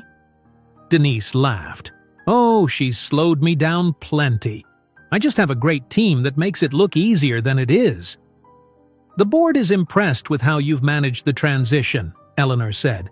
"Thompson Technologies is thriving under your leadership. The stock price hit a new high yesterday." Back in her office, Denise found Emma still sleeping soundly. She took the opportunity to call David, who was meeting with potential partners in California. "The Sunnyvale Group is very interested," David reported. "They want to incorporate our storage technology into their solar panels." "That's exactly the kind of partnership we need," Denise said. "Good work, David." After hanging up, Denise opened her desk drawer and pulled out a small wooden box. Inside were 3 unopened envelopes, each addressed to Emma Grace Thompson in a now familiar handwriting. Marcus had sent 1 letter each month since Emma's birth, always through his lawyer to respect Denise's boundaries. Denise had kept every letter but hadn't opened any of them. She wasn't sure why, partly because they were addressed to Emma, not her, and partly because she wasn't ready to let Marcus back into their lives in any way. But today, something made her pick up the most recent envelope. Perhaps it was the confidence that came with Thompson Technologies' success, or the security she felt as a mother finding her rhythm. Whatever the reason, Denise carefully opened the envelope and unfolded the letter inside. "Dear Emma, today you are 3 months old. I wonder if you're smiling yet. I wonder if your eyes are still blue or if they've changed to brown like your mother's. I wonder these things because I have no right to know them firsthand. I've been volunteering at a youth technology center in Chicago, teaching coding to kids who remind me of myself at their age. Hungry to learn, eager to use technology to change their circumstances. Yesterday, a 12-year-old girl named Tasha created her first working program. The pride on her face reminded me that success isn't measured by mansions or expensive cars, but by what we create and who we help along the way. I didn't understand that when I was in your mother's life. I was focused only on my own success, my own desires. I hurt the person who believed in me most, and in doing so, I lost the right to watch you grow up. I'm writing these letters not to burden you or your mother, but because someday you might wonder who your father is. I want you to know that my failures as a husband are not a reflection of how I feel about you. You are the one pure thing in my life story, Emma Grace, even if I experience your life only through these letters that may never be read. With love, your father, Marcus. Denise wiped away unexpected tears. The letter contained none of the manipulation or self-pity she had feared. Instead, it revealed something she hadn't seen in Marcus for years: genuine reflection and growth. A soft cry from the nursery pulled her attention away. Emma was awake, her tiny fists waving in the air. Denise picked her up, breathing in the sweet baby smell as she held her close. "Your daddy wrote you a letter," she whispered to Emma, who stared back with wide eyes that had indeed turned brown like her mother's. "Maybe someday you should meet him." The thought that had been forming in Denise's mind for weeks solidified into a decision. She would allow Marcus to meet Emma just once to start, and under controlled circumstances. That evening, Denise called her sister. "Lisa, I need to ask you a favor." "Anything for my favorite niece," Lisa replied cheerfully. "It's about Marcus. I'm considering allowing him to meet Emma, just once, at your house, with you there the whole time." Silence filled the line for several seconds. "Are you sure about this, Denise? After everything he did?" "I've been reading his letters to Emma. He's different. He's been volunteering at a youth center in Chicago, teaching underprivileged kids about technology." "People don't change that quickly," Lisa said skeptically. "I don't think it's quick. I think the man I'm seeing in these letters is who Marcus was before success changed him, before he lost sight of what matters." Denise looked down at Emma sleeping in her arms. "She deserves to know her father, Lisa, even if it's just occasional supervised visits." After further discussion, Lisa reluctantly agreed. The following Saturday was set for the meeting at Lisa's house, neutral territory where Denise would feel safe and supported.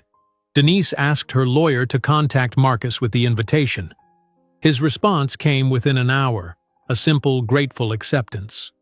When Saturday arrived, Denise felt unexpectedly nervous as she drove to Lisa's house with Emma securely fastened in her car seat. She hadn't seen Marcus since the hospital, when he'd left the teddy bear that now sat on Emma's dresser. Lisa met them at the door, her expression tense. He's already here. Arrived 15 minutes early with a gift for Emma. How does he look? Denise asked, suddenly uncertain about her decision. Different, Lisa admitted. Humbler. He asked where he should sit, if there were any rules he should know about. The Marcus I remember would have acted like he owned the place. Marcus was sitting on the edge of Lisa's sofa when Denise entered with Emma. He stood immediately, his eyes fixed on the baby in Denise's arms. He looked thinner than Denise remembered, dressed simply in jeans and a button-down shirt instead of his once signature designer clothes. "Thank you for this," he said softly. "I know I don't deserve it." Denise nodded, not quite ready for pleasantries. "You've been writing to Emma." "Yes, I don't expect you to give her the letters, I just needed to talk to her even if she never hears the words." Denise sat in an armchair across from him, adjusting Emma so she faced forward. "This is your daughter, Emma Grace Thompson." Marcus's eyes filled with tears as he looked at Emma. "She's beautiful. She has your eyes. Would you like to hold her?" Denise surprised herself with the offer. Marcus looked equally surprised. "Are you sure?" Denise nodded and carefully passed Emma to Marcus, showing him how to support her head. His hands trembled slightly as he cradled his daughter for the first time. "Hello, Emma," he whispered. "I'm your father." Tears spilled down his cheeks as Emma stared up at him with curious eyes. Lisa watched from the doorway, her expression softening slightly at the genuine emotion on Marcus's face. After a few minutes, Emma began to fuss, and Denise took her back. "She'll need to eat soon." Marcus nodded, wiping his eyes. "I brought something for her." He reached for a package beside him. "It's not expensive. It's actually something one of my students made." Inside the package was a small wooden toy, a simple shape sorter with brightly colored blocks, each carefully sanded smooth and painted with non-toxic paint. "Jamal is 14. He's been learning woodworking alongside coding," Marcus explained. "He made this when I told him I might get to meet my daughter." "It's lovely," Denise said honestly. "Thank you." An awkward silence fell between them. Finally, Marcus spoke. "I don't expect anything from this meeting, Denise. I'm grateful just to have met her once. I know I've forfeited any right to more than that." "What have you been doing, besides the youth center?" Denise asked. "Not much. I'm living in a small apartment in Chicago now. The youth center doesn't pay well, but it's enough for rent and food." He hesitated. "I heard Thompson Technologies is doing well. The Parker energy storage system is getting a lot of attention." "Yes, it is," Denise confirmed, but offered no further details. Marcus seemed to understand her reluctance. "I'm glad. The company deserves good leadership." As Emma began to cry more insistently, Denise stood. "I need to feed her. Lisa will show you out." Marcus nodded, standing as well. "Thank you, Denise. Truly." He looked at Emma one more time. "Goodbye, Emma Grace. I hope I see you again someday."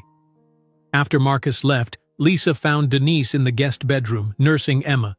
"Well, that was not what I expected." "Me neither," Denise admitted. "Did you know Jessica was fired from Vertex Systems?" "No! What happened?" "Eleanor told me yesterday. Apparently she tried to take credit for another employee's work.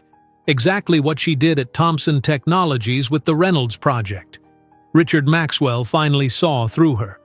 "Karma," Lisa said with satisfaction. "Maybe," Denise said thoughtfully, looking down at Emma. "Or maybe just the natural consequence of making the same mistake over and over." Later that evening, back in her own home, Denise placed Emma in her crib and sat in the rocking chair beside it. The meeting with Marcus had stirred complicated feelings. The man she saw today was different from the arrogant, selfish person who had tried to throw her out of their home months ago. Was it possible for someone to change so fundamentally? Or was this just another manipulation? Denise wasn't sure, but she knew one thing with certainty. Emma deserved the chance to know her father as long as he proved worthy of the title. Denise picked up her phone and sent a brief text to the number Marcus had provided through his lawyer. "Thank you for today. We can discuss occasional visits after I've had more time to think." His response came quickly. "Thank you. That's more than I hoped for. I'll respect whatever you decide." As Denise put down her phone and looked at her sleeping daughter, she felt a sense of peace with her decision. Moving forward didn't mean forgetting the past, but it did mean not letting it control the future, Emma's future. 1 year had passed since the morning Marcus Thompson had stood in the circular driveway of the Lakeview Estates mansion, demanding that his pregnant wife leave their home. So much had changed in those 12 months, most dramatically for Marcus himself. The bright June sunshine warmed the garden of the mansion as workers set up tables and decorations for Emma's first birthday party. Denise supervised the arrangements, watching her daughter toddle unsteadily across the lawn, chasing a butterfly. "The cake will arrive at 2 o'clock, Lisa said, checking items off her list. "The photographer will be here at 1:30. "Perfect," Denise nodded. "Just a small gathering as we discussed. Family and close friends only." "And Marcus?" Lisa asked, her tone carefully neutral. Over the past 9 months, she had witnessed the gradual rebuilding of trust between her sister and her former brother-in-law. "He'll come for the cake and present, but he won't stay long," Denise replied. "That was his suggestion, not mine. He said this day should be about Emma and me, not him trying to reclaim his place in our lives." Inside the house, Denise's phone rang. It was David Chen calling from the office. "The Tokyo contract is signed," he reported. "They've committed to a 5-year partnership using our energy storage technology." "That's wonderful news," Denise smiled. "That's our 3rd major international contract this quarter." "The stock price jumped 8 points this morning after the press release," David added. "Thompson Technologies is now valued at $700 million. The board is ecstatic." After hanging up, Denise picked up Emma, who had wandered back to her with grass-stained knees and a dandelion clutched in her tiny fist. "Your mother's company is doing very well," she told her daughter, who responded by trying to put the dandelion in Denise's mouth. The transformation of Thompson Technologies over the past year had been remarkable. After redirecting the company back to sustainable technology initiatives, profits had steadily increased. The Parker Energy Storage System was now being implemented by energy companies across 3 continents. The Employee Recognition Program had boosted morale and productivity, creating a culture of innovation that attracted top talent. But the most significant change in Denise's life was currently squirming in her arms, demanding to be put down so she could continue her garden exploration. "She gets more active every day," Lisa observed as Emma immediately began crawling toward a colorful flower bed. "Just like her father," Denise said quietly. "Always moving, always curious." Marcus's transformation had been equally surprising. After losing everything, his marriage, his home, his company, and his reputation, he had moved to Chicago and devoted himself to the Youth Technology Center in his old South Side neighborhood. What had started as a desperate attempt to rebuild his life had become a genuine calling. Over the past 9 months, Marcus had visited Emma once a month, always respectful of the boundaries Denise set. He never asked about Thompson Technologies or tried to reclaim any part of his former life. Instead, he focused solely on building a relationship with his daughter and proving through actions, not words, that he had changed. 3 days ago, Marcus had called Denise with an unusual request. "I have something I'd like to discuss with you. It's a business matter, but not what you might think. Could we meet before Emma's birthday party?" Curious and slightly cautious, Denise had agreed. Now, as Lisa took Emma inside for a nap before the party, Denise saw Marcus's modest car pull into the driveway.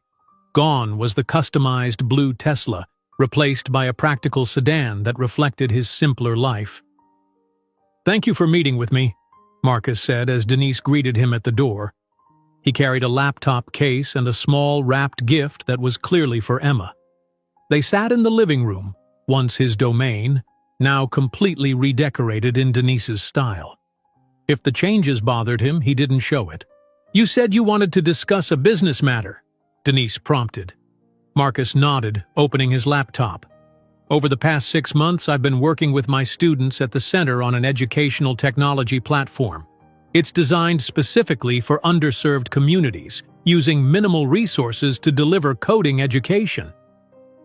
He turned the screen toward Denise, showing her the platform's interface. "The kids helped design it, test it, and improve it.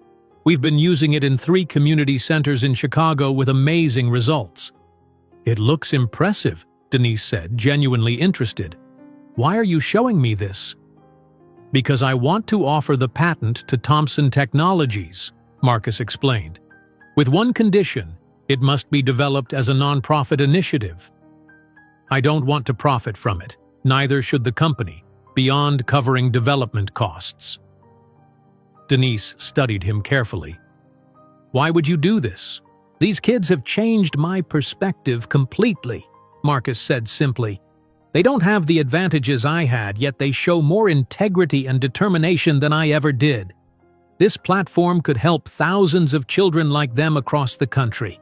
Thomson Technologies has the resources to make that happen." "And you get nothing from this arrangement?" Denise asked skeptically. "I get the satisfaction of seeing something good come from all my mistakes," Marcus replied. "That's enough." Denise closed the laptop. "I'll have David and our legal team review the proposal. If it's as straightforward as you describe, we might be interested."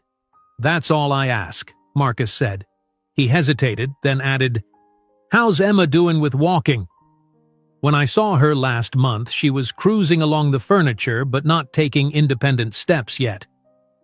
"She took her first steps last week," Denise said, unable to keep the pride from her voice, "right in the middle of a board meeting. Michelle brought her in because she was fussy, and suddenly she just let go of the chair and took 3 steps toward me. The entire board applauded." Marcus smiled, his eyes crinkling at the corners. "I wish I could have seen that." "I have a video," Denise found herself saying. Michelle recorded it on her phone.